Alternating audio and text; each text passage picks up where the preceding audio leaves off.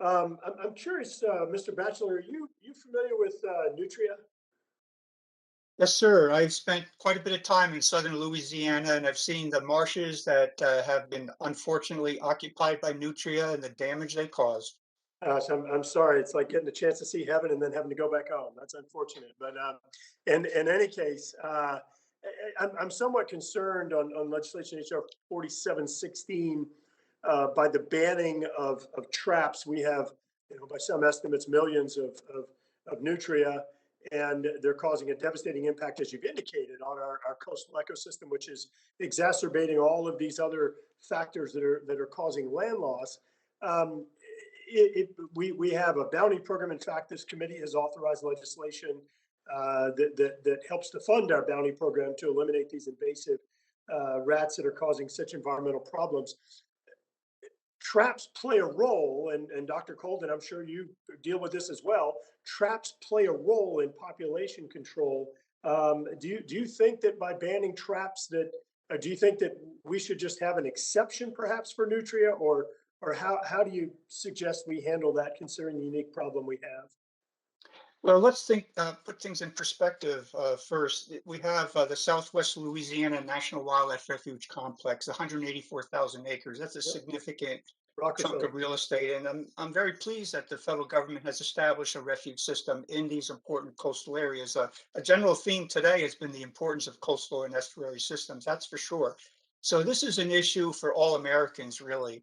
And the integrity of those systems is so important for everything from local economy to the seafood industry to coastal resiliency to adaptation to climate change and so forth. I don't think there's no question about that. So nutria, muskrat, beaver are all species that cause harm to these ecosystems by overabundance. And the only way you can control that overabundance is through trapping. Now, there's an important aspect of this policy that I think the members need to consider. Trappers, the public, are an important component of management on refuge system. To start thinking in terms of government trapping and the process those government trappers would have to go through to implement a program to protect those coastal resources. As I said earlier, that is just a policy of subtraction to the tools that our refuge biologists and our state biologists need to protect these resources. And I've seen the damage nutria and muskrat cause. They literally will open up a marsh, expose it to mud. In those coastal areas of Louisiana, it is never restored. It's gone. And there is enough problems and pressures on that coastal ecosystem so vital to Americans, let alone the members of your district, that again, this policy should be implemented as one of subtraction in terms of resources and in terms of coastal ecosystem integrity.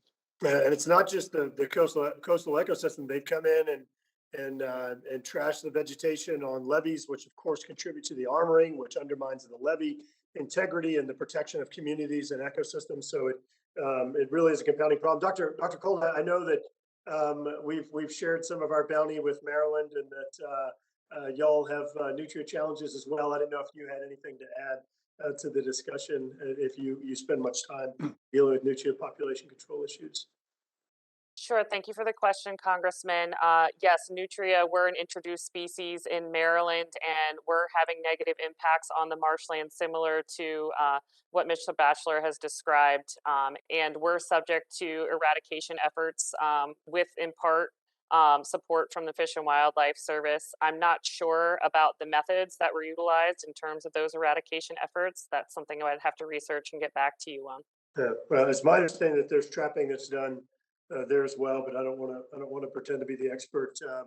But Dr. Colden, I appreciate your efforts. I've done work with some of the folks at your organization many years ago, and shared the task of trying to restore a impacted ecosystem. So good luck to you and your efforts. And I want to thank the witnesses, and I'll yield back, Mr. Chair.